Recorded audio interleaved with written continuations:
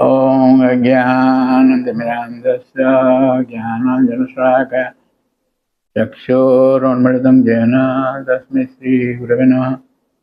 Hare Krishna, dear devotees, welcome to our ISKCONBURLA official YouTube channel. Today I am going to discuss 14th mantra of Isopanisad.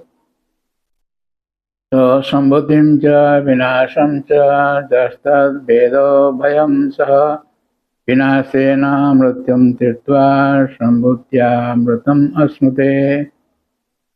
That means one should know perfectly the personality of Godhead Sri Krishna and his transcendental name, form, qualities and pastimes, as well as the temporary material creation with its temporary demigods, men and animals. When one knows this, he surpasses death and the ephemeral cosmic manifestation with it, and in the eternal kingdom of God, he enjoys his eternal life of bliss and knowledge. Satchidananda. The so-called advancement of knowledge, human civilization has created many material things, including spaceships and atomic energy. Yet it has failed to create a situation in which people need not die, take birth again, become old, or suffer from diseases. Whenever an intelligent man raises the question of these miseries before a so-called scientist, the scientist very cleverly replies that material science is progressing and that ultimately it will be possible to render man deathless, ageless, and diseaseless. Such answer proves the scientist's gross ignorance of material nature. In material nature, everyone is under the stringent laws of matter and must pass through 6 stages of existence: birth, growth, maintenance, production of byproducts, deterioration, and final death. Vikar, Vikar. No one in contact with material nature can be beyond these 6 laws of transformation. Therefore, no one, whether demigod, man, animal, or plant, can survive forever in the material world. The duration of life varies according to species. Lord Brahma, the chief living being within this material universe, lives for millions and millions of years, while a minute germ lives for some hours only. But no one in the material world can survive eternally. Things are born or created under creation under certain conditions. They stay for some time, and if they continue to live, they grow, procreate, gradually dwindle, and finally vanish. According to these laws, even the Brahmas, of which there are millions in different universes, are all liable to death either today or tomorrow. Therefore, the entire material universe is called Matyaloka, the place of death.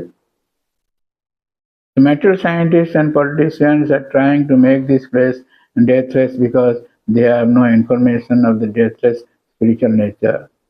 This is due to their ignorance of the Vedic literature, which contains full knowledge confirmed by mature transcendental experience. Unfortunately, modern man is averse to receiving knowledge from the Vedas, Puranas, and other scriptures. From the Vishnu Puran 761, we receive the following information. Vishnu Shakti Paraprukta Ketragyankya Tatha Para Avidya Karma Sangyanam Trutya Shakti Uchyate. Chaitanya Charitamrita Madhyalila 6:154, it is quoted. So Lord Vishnu, the personality of Godhead, possesses different energies known as Para or superior and Apara or inferior. The living entities belong to the superior energy. The material energy in which we are presently entangled is the inferior energy. The material creation is made possible by this energy, which covers the living entities with ignorance or avidya, and induces them to perform fruitful activities. Yet there is another part of the Lord's superior energy that is different from both this material inferior energy and the living entities. That superior energy constitutes the eternal deathless abode of the Lord. This is confirmed in the Bhagavad Gita 8:20. Parastasmad bhavanyo vyakta vakta sanatana, etc. That means all the material planets, upper, lower, and intermediate, including the Sun, Moon, and Venus, are scattered throughout the universe. These planets exist only during the lifetime of Brahma. Some lower planets, however, are vanquished after the end of the day of Brahma. and are again created during the next day of Brahma. And the upper planets' time is calculated differently. Mm. One of our years is equal to only 24 hours or 1 day and night on many of the upper planets. The 4 ages of Earth, called Satya, Treta, Dwapara, and Kali, last only 12,000 years according to the time scale of the upper planets. The 4 ages of Earth, Satya, Treta, Dwapara, and Kali, last only 12,000 years according to the time scale of the upper planets. Such a length of time multiplied by 1,000 constitutes 1 day of Brahma, and 1 night of Brahma is the same. Such days and nights accumulate into months and years, and Brahma lives for 100 such years. At the end of Brahma's life, the complete universe manifestation is vanquished. This is material world. In this way, we see that throughout the universe, Abrahma Bhuvana Loka Punaravartana Arjuna, throughout the universe, this is going on. But no one can, yes, on the material planets, everyone from Brahma down to the ant is trying to lord it over material nature, and this is the material disease. As long as the material disease continues, the living entity has to undergo the process of bodily change.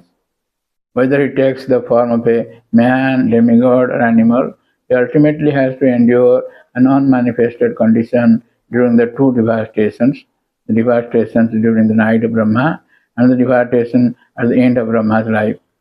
If you want to put an end to this process of repeated birth and death, as well as the concomitant factors of old age and disease, we must try to enter the spiritual planets, where we can live eternally in the association of Lord Krishna or his planetary or his plenary expansions. He is Narayana forms. Lord Krishna or his plenary expansions dominate every one of these innumerable planets, or a fact in confirmed in the Shruti mantras, Eko Vasi Sarvagaha Krishna Idyaha. It is stated in Gopal Tapani Upanishad. No one can dominate Krishna. It is the conditioned soul who tries to dominate material nature and is instead subjected to the laws of material nature and the sufferings of repeated birth and death. The Lord comes here to re-establish the principles of religion, and the basic principle is the development of an attitude of surrender to Him.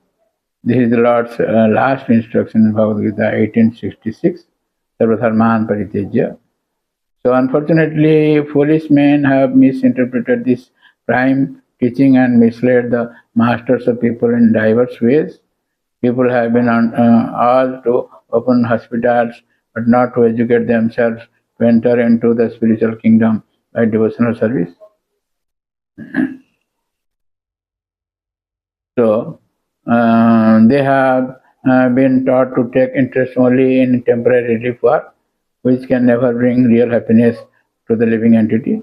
They start varieties of public and semi-government institutions to tackle the devastating power of nature, but they don't know how to pacify insurmountable nature. Many men are advertised as great scholars of the Bhagavad Gita, but they overlook the Gita's message by its material nature can be pacified. Powerful nature can be pacified only by the awakening of God consciousness, as clearly pointed out in the Bhagavad Gita 7:14.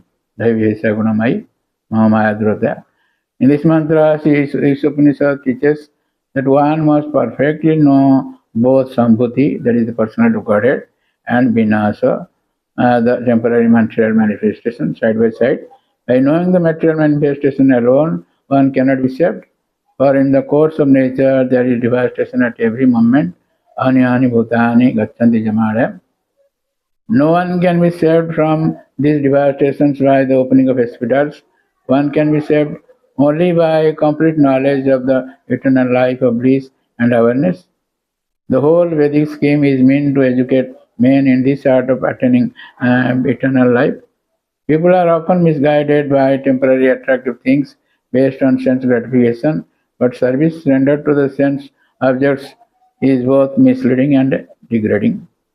We must therefore save ourselves and our fellow men in the right way.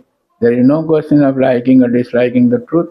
It is there. If we want to be saved from repeated birth and death, we must take to the devotional service of the Lord. There can be no compromise, or this is a matter of necessity.